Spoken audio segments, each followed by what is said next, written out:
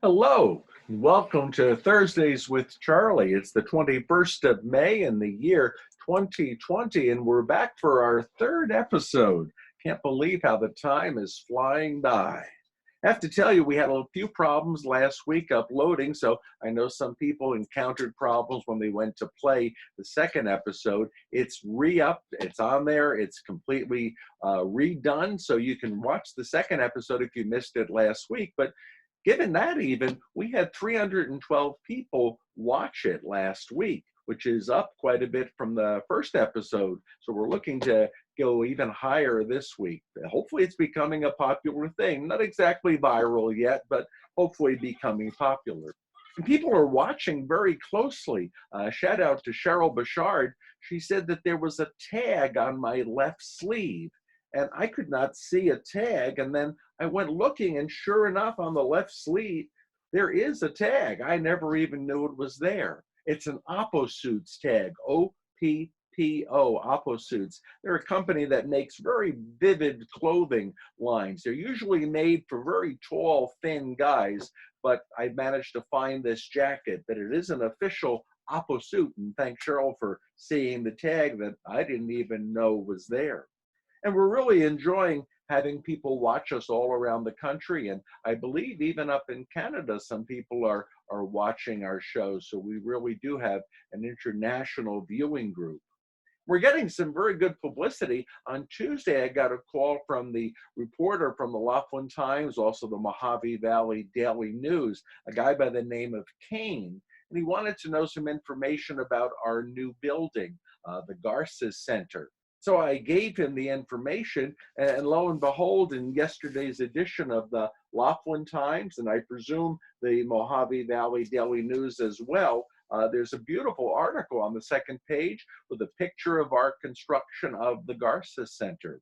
What was really nice is I had a chance to explain to him a little bit about why Father Garces is so important to us, and I explained a little bit about his visit, how on March 4th, 1776, he became the first European, the first Catholic priest to ever visit what is now the state of Nevada, and he visited what is now the community of Laughlin.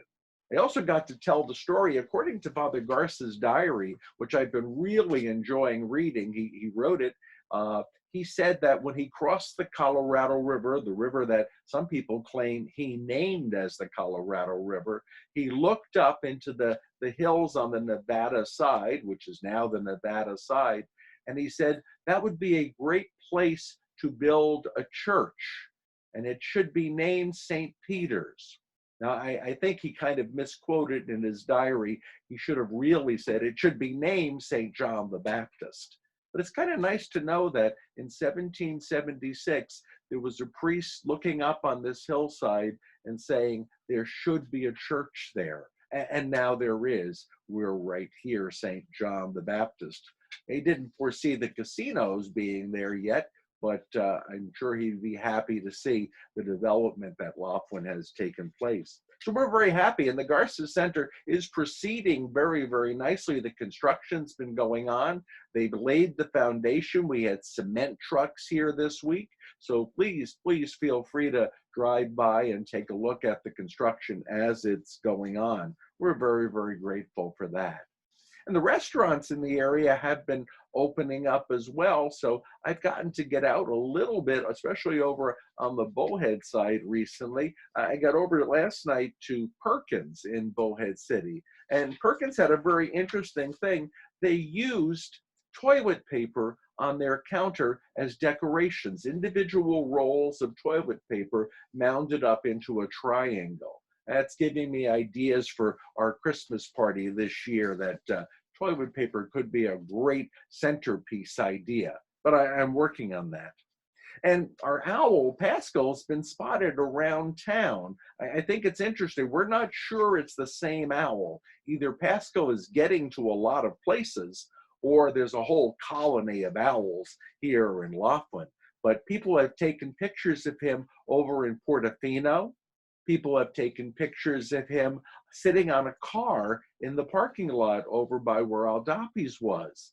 And so either it's the same owl making the rounds, Pascal, or he's got a lot of friends in town. So if you should happen to see him in your area, please feel free, snap a photo with your phone and send it off to us. We're very glad to get it.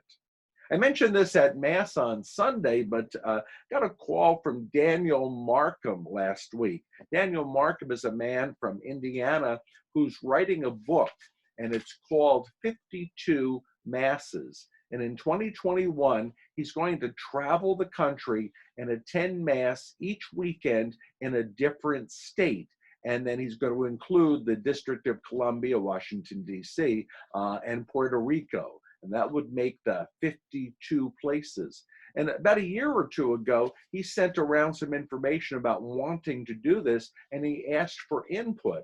And so I wrote back to him and I gave him input and said I thought it was a wonderful idea. And as a result, our little parish of St. John the Baptist here in Laughlin was chosen to be the parish to represent all of Nevada.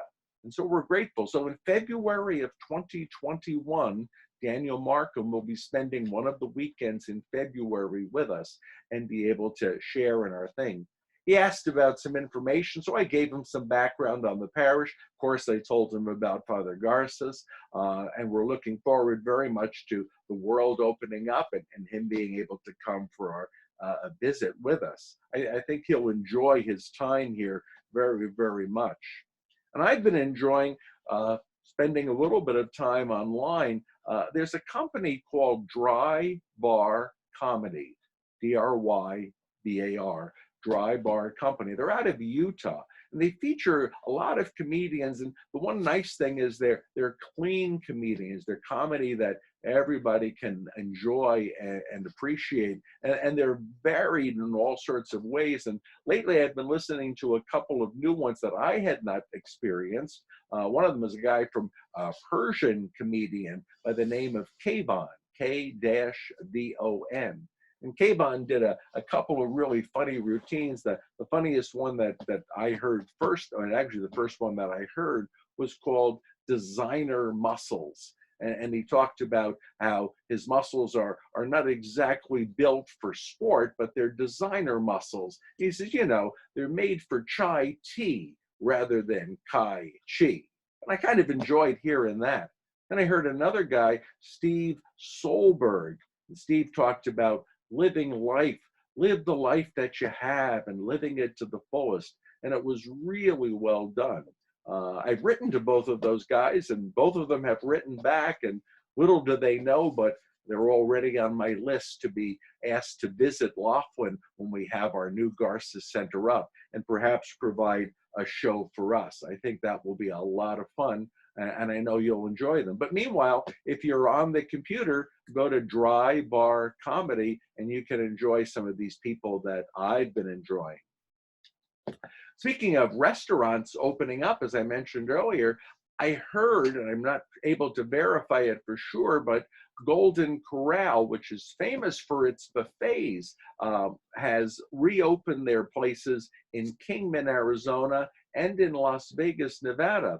And I'm wondering how they're going to work out being a buffet restaurant in the time of the coronavirus. And so placed a phone call, and they actually said that they are going to be operating as a cafeteria, so that you will go down the line and they will serve you. And I don't know how well that's going to work out. My memories of high school cafeteria are not always all that good. But I think they do have some unique foods, and I think it will be a lot of fun to see. So they'll be trying to open. I'd be curious to see what other restaurants do in the future. Now, a lot of people have been spending time during this coronavirus doing all sorts of things, and I'm rather enjoying watching it. People have been making masks to donate to various organizations. People have been putting up magic shows or music shows or comedy shows on the various places on Facebook. And that's been fun to watch. I've been able to see some of my good friends and actually interact with them live online. That's been good. People have been cooking. And they've sent over, by the way, some wonderful stuff. So I'm certainly willing to sample that. Not that that's a hint. And people have been baking. So I've seen some wonderful and tasted some wonderful cookies. One person came up with some interesting ideas for making, I guess you'd call them memes on there. And he came up with this one. And I don't know, he's an artist. And I'm not sure if you can read the writing on it, but it says, "The squirrel of judgment is wondering why you are not creating art. Do not disappoint the squirrel of judgment." I just thought that was kind of cute. And I went wandering through my house, and lo and behold, I think I have the squirrel of judgment right here, was sitting on my couch along with me. He doesn't look terribly severe, so maybe don't disappoint the squirrel of judgment. Be sure you're creating some art. So if you come up with any interesting animal memes or things like that, please be sure to let me know. I'm pretty sure that I will have an animal in my house to match it up if it's an animal meme that you're coming up with. People have asked me how I'm spending my time. I am cleaning. I am putting things away. I am organizing photographs. I'm doing all those things that I did not have time to do. I'm also working. You know that I love to play with words. And so I'm actually working on 5 more books, 5 different books that will be coming out down the road. It is slow going because the eyesight has not come back perfectly. And of course, I can only use my left hand to type. So typing is moving along very, very slowly. But it's been kind of fun, and I am working on them. And I'll tell you more about the 5 books. They're very different in scope as we move on later on with these shows. And some of you know that my background, my native background, is Lithuanian. It's a little country on the Baltic Sea, Lithuania, Estonia, and Latvia. And over the course of history, they've had independence. They've been taken over by other countries, either Poland or Russia. They've gone back and forth in that. And I'm not sure of all their history, but I do know a little bit about the Lithuanian language. Every Christmas, I greet you with Lithuanian Merry Christmas, Linksmu Kalėdų. But I studied a little bit about the Lithuanian language, and it is a very complex language. In fact, scholars tell us that the Lithuanian language is actually the closest living language to Sanskrit, to ancient Sanskrit. So it's very complex in its declensions, it's very complex in conjugations. So I don't know an awful lot of it. I know a few words and phrases. But one of the interesting phrases I found, and this is what happens when you have way too much time on your hands, I found in Lithuanian, they would like to sometimes put somebody down, but they don't want to do it in a dark way. So they don't say words that are bad words or curse words like that. Rather, they tend to be descriptive. One of my favorite Lithuanian curses, if you will, I don't know it I'm not able to say it properly in Lithuanian, but when you translate it into English, remember, this is something for someone you just want to disdain for the moment. And in English, it translates, "May you swallow an umbrella, and may it open up on the way down." If you think about that, that's probably about the worst thing you could wish somebody while still sounding nice. May you swallow an umbrella, and may it open up on the way down.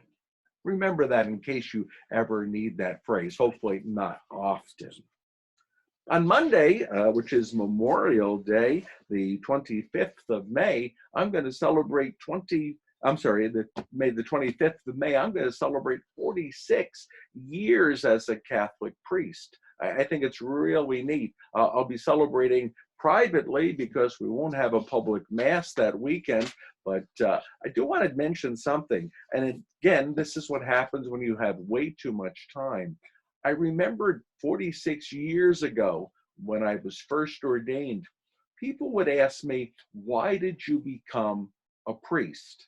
And at the time, I had an answer that I thought was unique, and I would use it, and I haven't used it in years. So I just like to answer that question for you today. When I was asked, why did you become a priest? I would always tell the story.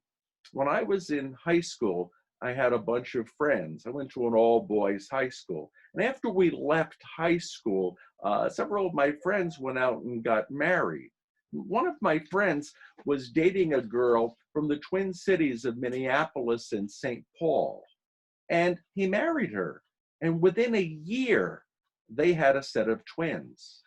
And another one of my friends, a little bit later, was dating a girl from Three Rivers in Canada. And they got married right after high school, not too many years later. And within a year, they had triplets. Now, at this point, I should mention, my girlfriend came from Thousand Islands, New York. That's why I had to become a priest. I really would tell that story. And people would ask me sometimes, how did your parents feel about you becoming a priest? My father always wanted me to be a lawyer. And he would actually say to me, why don't you become a lawyer? And if you don't like it, well, you can always become a priest. My answer was, well, why don't I become a priest? And if I don't like it, I can become a lawyer. And that was kind of the way we left that. My mother was always very supportive. She kind of liked the idea of becoming a priest, but she wasn't sure until one of her friends said to her one day, and this is a true story, they said, Mary, if he becomes a priest, you never have to share him with another woman. And my mother loved that idea. From then on, she was my biggest supporter for becoming a priest. I've been lucky. In the 46 years I've been a priest, I've had the most varied assignments. I've been a parish priest and pastor in New Jersey, in northern New Jersey. I've been a high school teacher for many years. I've enjoyed that very much. I taught religion, I taught Latin, I taught Spanish even for a little while there. I've been an Air Force chaplain traveling the world. I've enjoyed that. And my current assignment is here in paradise. There's an old saying in the priesthood that your present assignment is your best assignment. But in my case, I think that's literally true. My present assignment, I think, is the best of all the assignments I have ever had. I get to be the priest here in paradise. I get to be the rural dean for the 12 rural parishes in the Diocese of Las Vegas. I don't think it can get any better than that. I promise you on Monday, as I celebrate 46 years as a priest, I will be keeping you in my thoughts and prayers, and my virtual congregation, I hope you'll be celebrating it with me. Now, every show so far, we've had a visit from Pascal's cousin, I think, and I don't think today is going to be any different. Oh, here he comes. And he is loaded. He is definitely loaded with a few little items over here. So we should see what he brought to us today. Let's open him up. He's got Scotch tape on his feathers. There we go. And he brought a lot today. Well, the first, a very simple Latin saying, Veni, Vidi, Vici. Veni, Vidi, Vici. It means, literally translated, I came, I saw, I conquered. And the history of it goes back to Julius Caesar. In the year 47 BC, 47 years before Christ, Julius Caesar was visiting his lover, Cleopatra, the Cleopatra of Egypt. And in 47 BC, he was in Egypt with Cleopatra. They were awaiting the birth of their son, who was going to be named Ptolemy. And while Caesar was there in Egypt, word came that there was an uprising in Turkey, and actually in the area of Pontus in Turkey. And Caesar took his troops and left Egypt, and they went over to Pontus in Turkey, and they put down the uprising really quickly. And Caesar wrote a letter to the Roman Senate explaining what he had done. And in that letter, he's quoted as saying, Veni, Vidi, Vici. I came, I saw, I conquered. Down through the ages, that's kind of become a saying for people that we look at something, we set a goal, and we take care of it. We don't put it off. We just handle it. Maybe that's not a bad way to look at this virus thing. You know, it came, we see it, but we're going to conquer it. Veni, Vidi, Vici. I think it's good for us to remember that. By the way, I don't know if any of you were smokers or currently are, but for some reason, Marlboro cigarettes used to have that saying on the front of their packages. Why they had Caesar's saying on it, I do not know, but Philip Morris Company had that on their Marlboro line of cigarettes for many, many years. And it looks like Pascal's friend brought a few other Latin sayings, and back from my years of teaching Latin, these are things that I would occasionally find and would use for my classes to kind of break things up a little bit. And this one is, Caesar si viverat ad remum duraris. I guess if you translate that into English, this is for something if you wanted to say to somebody that was really bugging you. And it translates into English as, if Caesar were alive, you would be chained to an oar. Kind of a little put down. Again, doing it in a nice way. If Caesar were alive, you would be chained to an oar. The other one, I haven't seen this one in a long time. I thank you for bringing it. Catapultum habeo, nisi pecuniam omnem nihidabis, caput tuam saxum immense mittam. I have a catapult. Give me all of your money, or I will hurl an enormous rock at your head. I don't know where you could actually use that, but I did use that in my classes, and I enjoy doing that with my kids. So we come to the end of another episode of Thursday with Charlie's. We're getting through this virus. Things are gradually opening up. Hopefully soon I'll be able to announce that we're getting some word about opening up.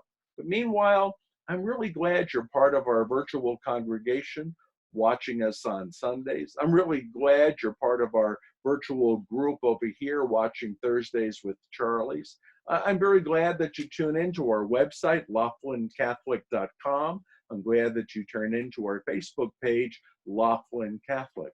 Maybe that saying is a really good one, the original one that Pascal's cousin here brought down.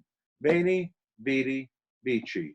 Look at this virus. I came, I saw, I conquered. We're going to get through it. God bless.